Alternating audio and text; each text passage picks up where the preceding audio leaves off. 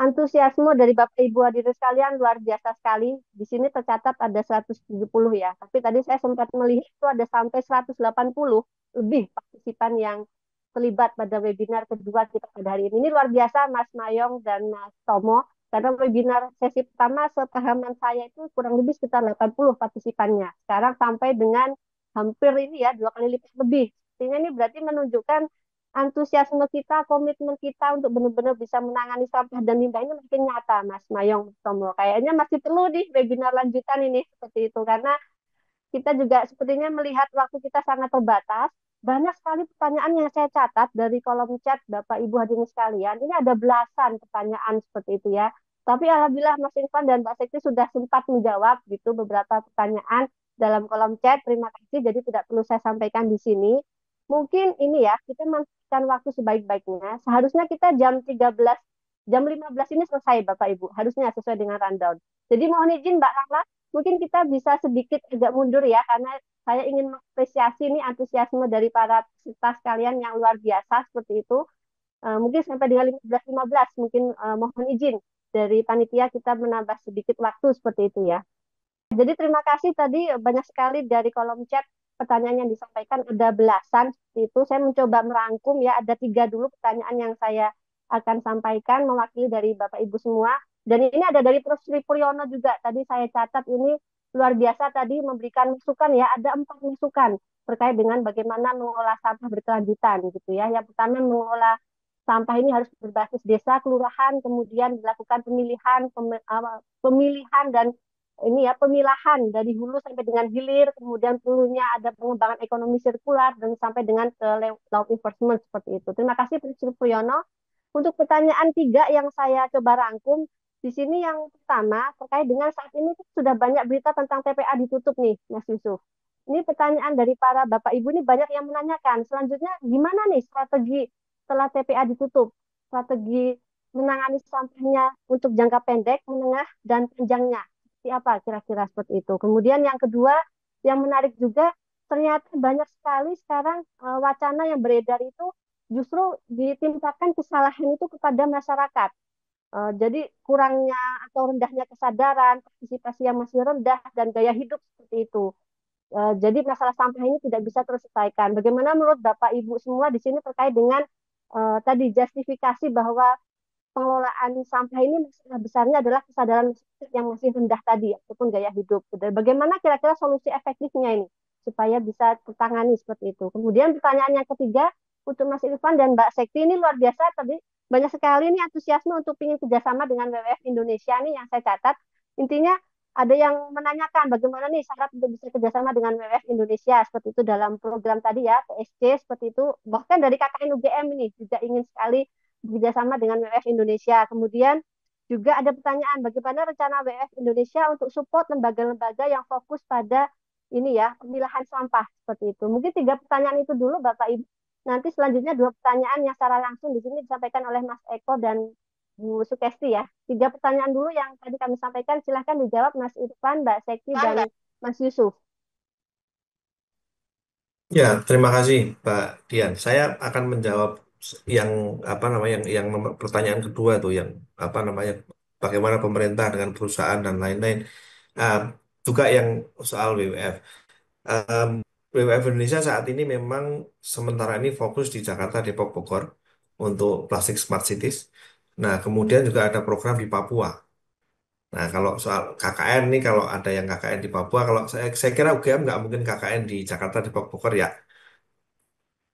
Kalau mungkin di Papua nanti kalau kalau lokasinya pas, insya Allah bisa kita kita kerjasama. Itu kira-kira begitu. Nah, kemudian tadi soal bagaimana pemerintah dengan apa namanya pelaku usaha dan juga tadi ada beberapa ini kaitannya dengan ada pertanyaan dari Ibu saya lupa namanya yang di Klaten apa namanya itu soal TPS 3R itu pendapatannya kecil gitu. Karena lebih mengandalkan tipping fee sementara mau jualan juga kadang-kadang harga plastik recycle apa harga plastik itu yang plastik bekas itu harganya naik turun dan lebih banyak turunnya daripada naiknya. Nah, ini mungkin jawabannya agak abstrak ya, tidak pasti tidak tidak jangka pendek karena kami juga mengalami itu dan kami di WWF Indonesia mencoba mencoba melihat apa sih sebetulnya masalahnya. Duduk juga dengan teman-teman iPro, dengan beberapa teman-teman yang pelaku apa supply chain itu ya. Em, Kita ingin mengurai sebenarnya ini sih kenapa sih gitu. Nah, satu hal yang menjadi problem besar, saya kira ini UGM dan Kagama bisa bisa mendorong ini secara besar ini karena ini high level policy.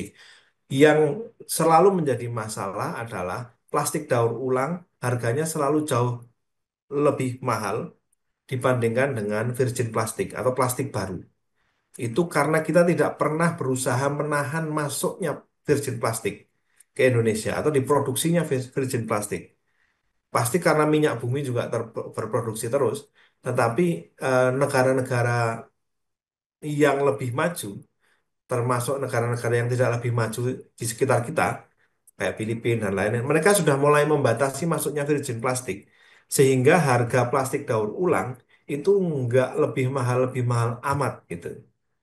Nah, ini yang sebetulnya menjadi PR kita bagaimana bisa nggak sih kita mengadvokasikan yuk. Jadi kalau kita bicara soal hulu hilir, hulunya plastik kalau ngomong plastik ya, hulunya plastik itu bukan di rumah tangga. Hulunya plastik itu ya di perusahaan minyak gitu karena produksinya di situ, hulunya di situ. Sementara dia keluar selama dia keluar terus, masuk terus dan harganya lebih murah terus dibandingkan dengan daur ulang, semua apa yang kita bicarakan ini nggak ada gunanya. Karena di pasar nggak main tetepan. Ujungnya nanti pasar. Pemerintah bisa memaksa, tapi ujungnya nanti pasar yang akan bicara. Kalau memang harga plastik daur ulang harganya terlalu jauh, misalnya kita kita ngomong air mineral yang dijual dengan botol recycle itu setahu saya baru hanya satu merek Aqua dan itu harganya lebih mahal dibandingkan dengan Aqua yang lain. Kalau teman-teman Bapak Ibu sekalian, yang saya pernah lihat saya hanya pernah lihat di Bali dan di satu dua toko di Jakarta gitu. Nah, ini harganya jauh itu dan dengan teman-teman Danon kami pernah tanyakan ya memang selisihnya ya di bahan bakunya itu. Nah, saya kira itu kalau mau mengadvokasikan sesuatu, ya itu yang paling besar. Kami sekarang sedang sedang melihat itu. Jadi apa namanya produsen produsen FMCG itu ya makanan dan lain-lain itu dia pengguna juga. Dia tidak hulu-hulu amat, dia pengguna juga. Nah, ujungnya pangkalnya ya di yang mengenerate plastik ini. Saya kira itu. Yang lain kalau dari saya akan saya serahkan ke Mbak Sekti yang lebih paham. Silakan lanjut Mbak Siti.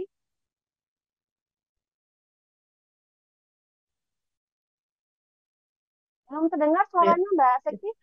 saya akan menjawab terkait pertanyaan TPS 3R, tapi sebenarnya saya udah jawab di kolom chat. Jadi Iya, memang iya. faktanya memang seperti itu. Jadi TPS 3R itu pertama, kalau ada bank sampah, TPS 3R-nya kolaps. Demikian juga sebaliknya. Kalau TPS 3R-nya hidup, artinya di situ bank sampah kolaps. Nah, yang coba kita lakukan sebenarnya sekarang untuk di PSC sendiri itu juga kita mencoba mengkolaborasikan dua sistem itu. Jadi bank sampah dan TPS 3R itu tidak jadi payung yang berbeda. Apapun itu namanya, tetapi pengelolaan sampah itu menjadi terintegrasi. Jadi eh, bagaimana uang yang berputar itu tidak hanya dari tipping fee saja, tetapi juga dari pengelolaan. Dan bank sampah juga harus bisa mengelola selain yang anorganik, tapi juga yang organik. Karena organik juga ada harganya. Dan organik untuk teman-teman di Papua ini karena di PSC tidak ada organik ya Bu, tapi di Papua teman-teman yang organik itu kami mencoba untuk mencari solusi organik yang dia paling profitable. Karena kalau kita bicara organik itu kan kalau kompos sampai dikasih-kasih orang nggak mau gitu. Kita mencoba untuk yang paling profitable seperti itu. Itu salah satunya adalah menggunakan BSF Maggot atau vermicompost seperti itu. Hanya memang kami baru mulai jadi sedang mencoba untuk mencari seperti apa yang paling ini. Kemudian untuk yang di Jakarta, Depok, dan Bogor, terutama yang di Bogor itu kami mencoba mengajak teman-teman TPS 3R, MBR itu untuk canvassing. Sebenarnya dari mana sih penghasilan mereka gitu. Dan faktanya semakin banyak pelanggan, itu TPS 3R sebenarnya semakin hidup. Jadi kalau bisa ya untuk fasilitasnya proper, jumlah pelanggannya banyak. Karena kadang-kadang satu desa itu belum tentu semua mau jadi anggota TPS 3R, menjadi pelanggan TPS 3R, wong dibakar aja bisa, gitu kadang dibuang ke sungai bisa. Itu yang perlu penyadaran seperti itu. Bank sampah dan TPS 3R itu mereka harus terlibat seperti itu. Demikian Bu untuk yang dari saya. Oh, untuk yang DWWF, benar kata Pak Irfan, kita masih di 3 lokasi tersebut, tapi kalau mungkin di Papua, PKKI-nya di Papua, ya doakan saja WPS-nya bisa masuk ke daerah-daerah lain. Tapi memang kalau untuk di kami, lokasi-lokasinya itu harus mengikuti eh, apa yang kami komitmenkan, ibu-ibu, bapak ibu. Jadi lokasinya belum tentu, karena kami kan fokusnya di kota ya, plastik smart cities gitu. Jadi ya kota, lokasi KKN kadang-kadang kan bukan kota ya. Ya, baik, Mbak Sekti. Ya. Terima kasih informasinya. Yang terakhir ini Mas Yusuf, tadi ada pertanyaan itu, bagaimana strategi jangka pendek, panjang, dan strategi jangka pendek, menengah, dan panjangnya terhadap TPA yang ditutup, seperti itu, dan bagaimana tanggapan Mas Yusuf mungkin melihat ini ya, adanya isu yang berkembang bahwa salah satu permasalahan penanganan sampah itu karena yang paling paling ini ya mungkin ya bagi sebagian publik itu sering mendengar bahwa masyarakat yang selalu disalahkan karena kesadarannya yang rendah, partisipasinya dan lifestyle-nya seperti itu. Dan bagaimana kira-kira solusi yang paling efektif tadi? Walaupun tadi sudah dijelaskan ya ada 5 gerakan sadar sampah, tapi bagaimana supaya kita bisa lebih mengoptimalkan, mengaktifkan ya terkait dengan tadi asumsi bahwa masyarakat kita mesti sadarnya rendah, partisipasinya rendah, kualitas hidupnya rendah. Gimana nih caranya? Kemarin ada usulan soalnya apakah perlu ada penyuluh sampah di tiap kota, di tiap RT RW seperti itu. Kira-kira kebijakan dari kementerian bagaimana nih terkait dengan mengedukasi gitu ya terkait masyarakat seperti itu. Silakan Mas Yusuf. Baik, terima kasih Mbak Dian. Eh, Mungkin yang perlu saya luruskan terlebih dahulu, yang karena sebagian besar TPA kita open dumping secara terbuka seperti itu ya, jadi yang ditutup itu adalah TPA-TPA open dumping. Nah, untuk jangka menengah itu kami mengharapkan karena ini kembali lagi ke yang bertanggung jawab ini antar sektor ya, kan ada PUPR, ada KLHK, mungkin nanti ada sekarang ada MBG ya, ada program makan bergizi gratis itu harus terintegrasi. Nah, ini untuk kedepannya itu TPA Open Dumping ini memang di dalam NDC Zero Waste Zero Emission itu memang pada 2030 kita KLH itu sudah tidak ada open dumping. Nah, gantinya itu adalah TPA sanitary landfill maupun kontrol landfill. Nah, itu untuk jangka menengahnya. Jangka menengah kemudian yang kedua, jangka pendek dan jangka menengah, seperti tadi disampaikan oleh Mbak Sekti, itu adalah bagaimana kita mengkampanyekan penyadartahuan, baik itu di tingkat yang paling bawah, di tingkat pendidikan, di tingkat SD, SMP, SMA, maupun di tingkat komunal.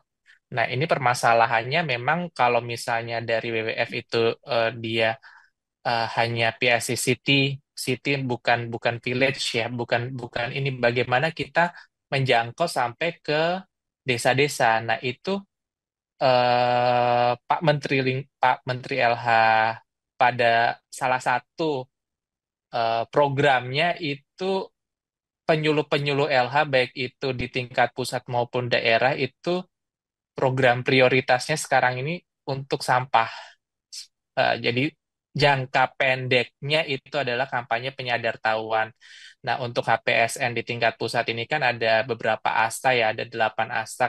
Kalau saya nggak salah itu ada asta kampus, asta sekolah, asta pesantren. Nah, itu dari situ. Jadi kita menggerakkan bagaimana kita menyadarkan sampah masyarakat ya dari level terendah itu sendiri, dari SD, dari sekolah, dari kampus, nah dari kader-kader lingkungan ini yang nanti diharapkan akan menyuluh atau memberikan pengertian penyadartahuan kepada masyarakat sekitar maupun masyarakat di lingkungannya seperti itu. Nah, kalau misalnya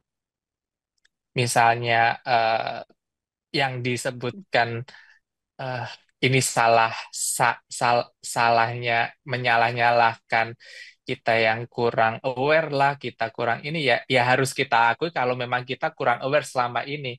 Karena ya itu tadi seperti yang saya sampaikan tadi, salah satu ini kan contoh paling kecil bagaimana kita menghabiskan makanan, padahal kita tahu kita nggak akan mungkin mampu makan sebanyak itu.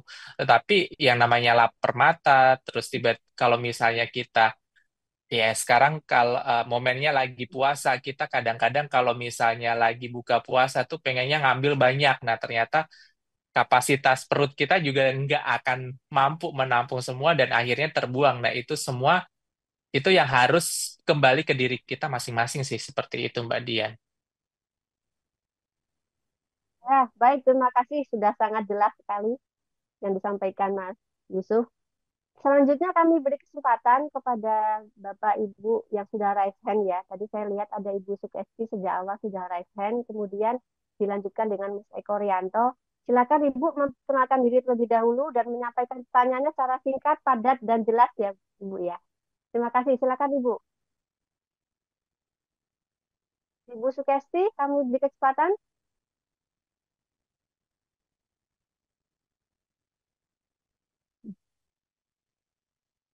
Ada ya Ibu Sugesti ya? Tadi ada. Oke, kami beri kesempatan dulu ke Mas Eko Rianto. Silakan Mas Eko. Baik, terima kasih Ibu. Ya, Bismillahirrahmanirrahim. Assalamualaikum warahmatullahi wabarakatuh.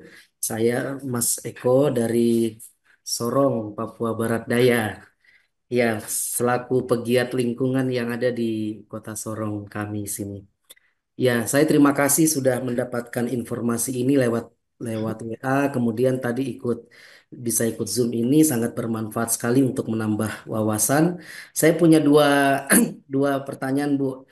Kebetulan selain saya di LSM, saya ini ketua unit bank sampah Melati Raya. Saya punya nasabah itu 400 mendekati 500 orang, tetapi yang sampai dengan hari ini itu aktif hanya sekitar 5 sampai sekitar 10 orang. Nah, setelah saya menginventarisir itu, ternyata kami punya kendala di Sorong ini adalah harga sampah Hmm. yang sangat miring. Karton itu per kilo tuh harga 500. Botol itu, botol PET bersih itu 1.000.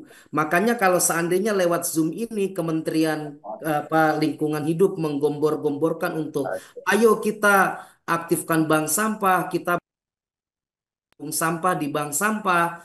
Nah, kalau menurut saya perlu untuk ditinjau lagi harga sampah di tiap-tiap daerah itu seperti apa. Karena rata-rata kami punya nasabah ini banyak yang sudah tidak mencari lagi karena harga sampah yang sangat turun. Mudah-mudahan lewat lewat Zoom ini ada follow up ke depan untuk Kementerian Lingkungan Hidup ke depan. Yang kedua, eh, tadi berbicara masalah TPA ditutup, kami di Sorong ini mungkin belum siap untuk TPA itu ditutup karena terkadang permasalahan sampah di tingkat TPS itu tempat pembuangan sampah sementara itu masih sangat banyak sekali begitu. Nah, saran saya adalah mudah-mudahan ada program-program kementerian yang dikucurkan atau didampingi di tingkat daerah khususnya kami di tingkat Sorong ini di Kota Sorong ini supaya TPS-TPS itu bisa terkelola dengan baik, Bu. Karena hari ini rata-rata di kami punya TPS di Sorong itu hanya orang kadang buang sampah, kemudian nanti sampah-sampah itu diangkut oleh mobil pemerintah kemudian bawa ke TPA.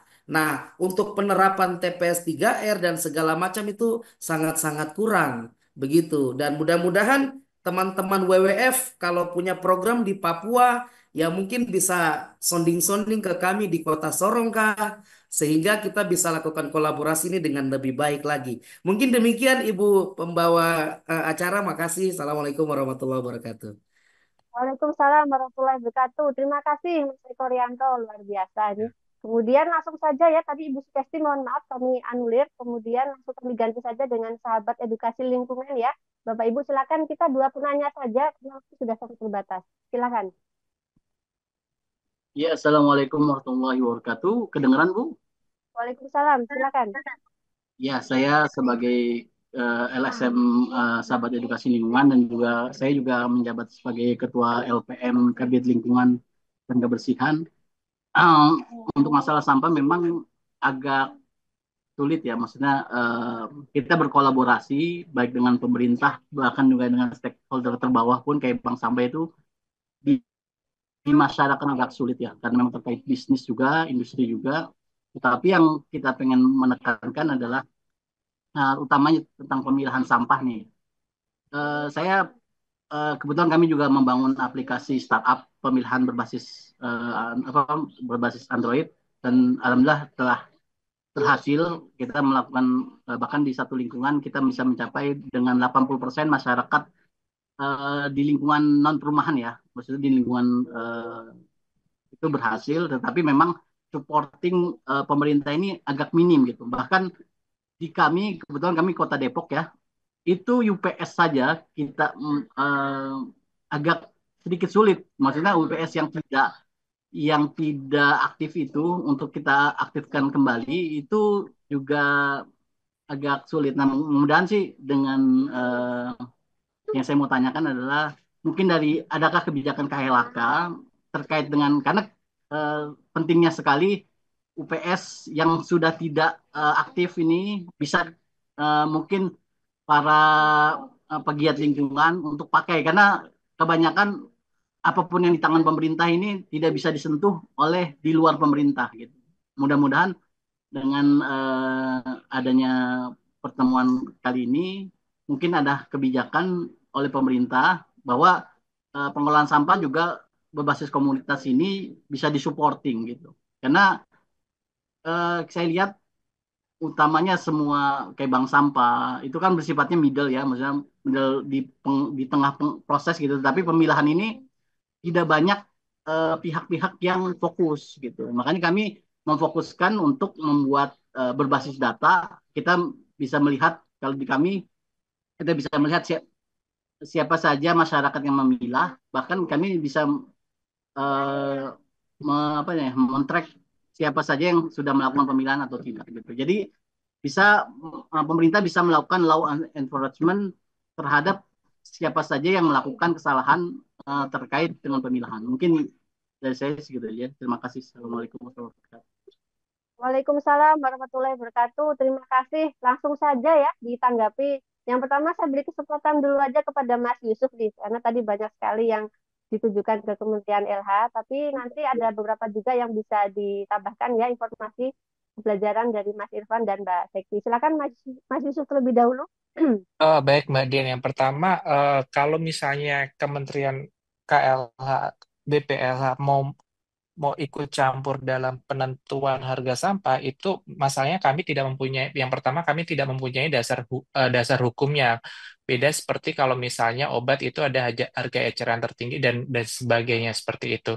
Jadi memang untuk harga jual sampah itu murni B2B yang pertama. Yang kedua, yang perlu kami tekankan lagi itu adalah impurities. Seperti yang sudah saya sampaikan tadi, itu impurities impurities sampah anorganik kita itu cukup tinggi sehingga memang tidak bisa dimanfaatkan oleh industri daur ulang. Jadi memang kenapa bahkan saya pernah ke salah satu industri daur ulang itu 100% bahan bakunya itu adalah impor. Memang sampah sampah plastik, sampah kertas, sampah karton kita banyak, tetapi impuritiesnya itu juga tinggi lebih dari yang dipersyaratkan oleh industri daur ulang tersebut. Nah, itu yang nggak bisa didaur ulang. Misalnya saja, botol air mineral. Botol air mineral itu hampir semua industri daur ulang bisa menerima untuk dilakukan daur ulang menjadi eh, apa secondary polymer lah istilahnya dalam tanda kutip secondary polymer. Tetapi Sayangnya, botol-botol daur ulang itu biasanya itu kotor. Jadi botol air mineral pernah dibuat untuk tempat untuk oli bekas, untuk asbak, untuk apa, itu yang nggak bisa diterima oleh industri daur ulang. Yang itu yang akan menyebabkan harga itu menjadi rendah. Kemudian, kemudian yang kedua, untuk pengaktifan sendiri ini biasanya kalau kami untuk mengaktifkan bank sampah, mengaktifkan itu tataran kami cuma memang hanya sebatas sebatas untuk mempertemukan antara apa namanya bank sampah, mitra-mitra bank sampah dengan mitra-mitra daur ulangnya saja. Tetapi kalau kalau yang dimaksudkan dari eh, LSN Sahabat Edukasi Lingkungan bagaimana mengaktifkan dalam bentuk uang, dalam bentuk barang itu memang kami harus sangat selektif karena yang pertama memang kita juga anggarannya tidak terlalu banyak. KLH juga tidak terlalu banyak sama seperti dengan di daerah. Itu biasanya kami akan bekerja sama dengan BPDLH. BPDLH yang mengumpulkan dana dari beberapa lembaga donor. Dengan beberapa ini biasanya mereka akan memberikan edukasi bagaimana meningkatkan nilai ekonomi sampah tersebut. Mungkin itu aja Mbak Dian dari saya. Pun. Ya, terima kasih Mas Yusuf. Mas Irfan dan Mbak Seki ada yang mau ditambahkan? Mungkin yang anu bisa Silakan Mas Irfan. Untuk Mbak Sekti. Dari saya nggak ada. Baik, Mbak Sekti. Ya, saya jawab yang sorong tadi, Mas Ya. Eko ya. Ya, Mas Bu, Eko ya. ini keluhan tidak hanya dari Mas Eko, tapi juga dari temannya di Jayapura. Memang karena lokasi Sorong sangat jauh. Jadi waktu saya interview dengan teman-teman daur ulang, itu dari Sorong itu harus dikirim ke Surabaya. Betul. Jadi cost untuk shippingnya itu tinggi sekali. Jadi memang idealnya memang ada tempat untuk recycle yang tidak jauh dari Sorong kalau memang harganya mau tinggi. Hmm. Ini kalau kita bicara terkait harga ya, Mas ya. Hmm. Jadi ini faktanya seperti itu. Kemudian untuk yang apa namanya, makanya dari kami untuk di WWF sendiri yang di mana di Jayapura itu kami juga mengajak teman-teman bank sampah untuk ngelola yang organik juga, karena kalau untuk organik kan bisa misalnya untuk maggot pakan ternak misalnya seperti itu, jadi lebih apa ya, tidak hanya mengandalkan material daur ulang saja gitu. Kemudian untuk yang di Depok tadi, eh, apa namanya, kami untuk di Depok untuk WWF sendiri itu sekarang dengan pemerintah, kemudian yang apa namanya, eh, tahun-tahun yang lalu itu dengan bank sampah Rumah Harum. Jadi mungkin kalau misalnya memang mau menjajaki apa namanya untuk berkolaborasi seperti itu. Karena untuk tahun ini rencananya kami memang akan berusaha technical assistant ke pemerintah untuk UPS. Selain kami pengen membangun satu UPS, kami juga akan memberikan technical assistant untuk UPS yang kolaps. Karena kemarin waktu kami berdiskusi dan di dinas, UPS itu masih mengelola sampah organik saja. Untuk anorganik itu dikelola oleh masyarakat. Seperti itu sih. Jadi memang untuk Depok ini memang agak unik. Jadi ketika ini pemerintah itu hanya fokus di organik, Mas. Gitu Mbak Dian dari saya. Ya, baik, terima kasih Mbak Sekti. Mohon Ibu tidak Eko, berbalas dulu ya Mas Eko ya. Mohon Ibu maaf ini karena bisa waktu. sedikit saja Kak Bu, sedikit saja. Ah, ah. Jadi Mohon Mas Eko, nanti kita pastiin dulu melihat di sini karena Bu Sukesti sudah hadir karena supaya ini kita ada gender ya. Tadi penanyanya dua dari bapak-bapak semua. Sekarang saya berikan dulu ke Bu Sukesti untuk menyampaikan pertanyaannya dengan cepat ya Bu ya. Silakan. Ya, terima kasih Mbak Dian untuk kesempatannya. Yang pertama ingin saya tanyakan untuk bergabung dengan WWF tadi bagaimana caranya, nomor kontak yang bisa dihubungi. Kemudian yang kedua saya ingin bercerita bahwa tahun 2022 kemarin saya sempat ikut Jambore Bank Sampah ya di Jakarta Selatan, Universitas Budi Luhur. Nah, di situ kan sponsor utamanya ada dari Pegadaian ya, CSR-nya. Kemudian dari tindak lanjut dari Jambore itu saya pengennya mengaplikasikan di tempat tinggal saya di Wonogiri. Tapi kenyataannya ketika saya menghubungi Pegadaian di Wonogiri, program untuk CSR atau pendampingan bank sampah itu sudah dihapus, sudah nggak ada. Jadi ibaratnya semangat saya ambiar gitu ya Mbak, ambiar untuk bisa ikut berupaya menangani sampah. Tetapi secara pribadi, secara person, saya melakukan hal kecil di rumah, yaitu dengan mengumpulkan sampah-sampah organik itu saya jadikan menjadi pupuk organik. Kemudian kalau sampah-sampah rumah tangga itu jujur saya jual Mbak, saya jual kemudian akhirnya ternyata bisa dapat uangnya juga banyak karena terbukti bisa untuk beli kulkas, bisa untuk beli televisi itu justru dari uang sampah yang kebetulan kami juga ada kantin di sekolah ya, jadi lumayan banyak sampah. Nah, ternyata di situ bisa jadi cuan. Tapi ada masalah juga dengan saya mendampingi teman-teman untuk mengolah sampah menjadi barang yang lebih produktif. Contohnya dibuat tikar, kemudian dibuat tas, dibuat handmade itu ya Mbak. Tapi kesulitannya adalah pada penjualan. Jadi kami maunya kan sampah itu bisa menjadi sebuah barang yang produktif yang bisa dikonsumsi oleh banyak orang, tetapi kemudian terkendala di pemasaran karena mungkin masih banyak orang juga yang gengsi atau nggak mau membeli produk-produk berbahan sampah ya. Mungkin itu Mbak yang ingin saya Baik, sampaikan terima di sini. kasih Bu Sukesti. Langsung saja Ya. direspon Mbak Sekti atau Mas Irfan, silakan. Ya, saya merespon pertanyaan pertama saja ya. Jadi, mohon maaf sekali Bu Sukesti, kami memang tahun lalu itu akan coba ekspansi ya ke banyak kota. Tetapi setelah kita bertemu dengan Kementerian Lingkungan Hidup dan diminta untuk fokus mendukung program pemerintah, memang fokusnya bapaknya Mas Yusuf ini kan sekarang Jakarta dulu gitu. Ayo pokoknya Jakarta dikeroyok dulu. Gitu. Itu yang kita kita akan coba jalan sekarang ya. Kami masih Depok Bogor, kita masih, dan karena sudah terlanjur, kemudian kita sekarang memang kemudian akan mencoba mencurahkan energinya ke Jakarta dulu. Kira-kira itu yang bisa kami sampaikan dari sisi WWF untuk kolaborasi dan lain-lain. Terima kasih Mbak Dian. Ya, terima kasih. Sila Mbak Sekti, masih mute Mbak. Ya, sila.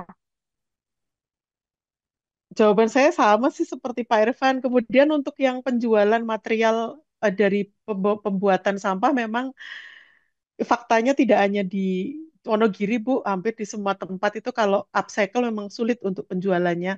Makanya dari WWF sendiri itu fokusnya adalah di pengurangan. Karena dengan upcycle kadang-kadang ini fakta ya, Bu, ya mungkin Mbak Dian juga pernah tahu ibu-ibu kalau disuruh upcycle, dia malah beli satu box terus digunting sesuai dengan apa yang mau di upcycle itu. Jadi itu faktanya. Jadi kalau kami sih sebenarnya untuk ininya lebih ke mengurangi. Jadi seperti kata tadi Mas Ucup tadi bilang tentang eh, isi ulang. Kemudian untuk saset ya jangan pakai saset gitu. Pakainya yang botol seperti itu sih. Jawaban kami kalau untuk penjualan emang di dampingan kami pun masih struggle untuk penjualan Mbak Dian. Oh, ya, ya. Demikian Mbak Sekti. Ya, kami beri kesempatan tadi Mas Eko kayaknya akan memberikan ini sedikit tambah 1 menit aja Mas, jangan lama-lama ya. Silakan Mas. Mas Eko, bisa mendengar? Baik, ya terima kasih Bu. Ini saya cuma memberikan saran. Artinya kan lewat Zoom ini ada teman-teman yang dari Kementerian Lingkungan,